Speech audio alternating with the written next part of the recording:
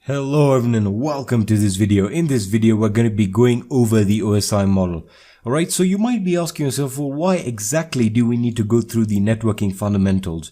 Well, if you look out there and you see most of the courses on Nmap or network scanning, they're really just focused on the actual scanning. But the truth is, many of the people who are actually going to take the course are really beginners to the whole process of network scanning. And therefore, it is essential to understand first and foremost the OSI model and how Nmap works with the OSI model for you to understand some of the scans that we're going to be performing, therefore giving you a much better understanding of how the network scanning process is and how to perform your own custom scans.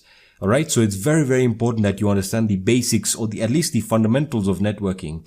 And to get this started, we're going to be looking at the OSI model. We're only going to be looking at it basically, and that is to furthermore explain the layers that Nmap uses, of the OSI model, and then furthermore understanding the protocols that are used in those layers.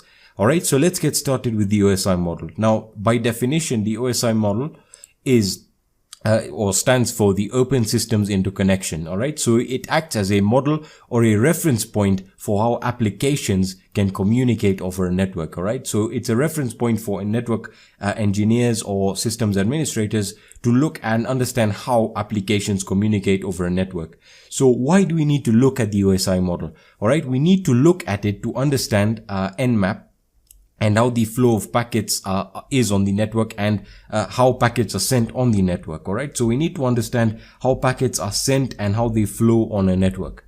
Alright, so if we just look at the different OSI layers that we obviously that the OSI model is built upon, you have the 7 layers, and the most important ones that we're going to be looking at or focusing on are the network layers and the transport layers. Alright, so as you can see here, we have the network and the transport layers. Now, I will be looking at this in the next videos, and that's because they do require their own video for you to understand how they work and the protocols that exist within them.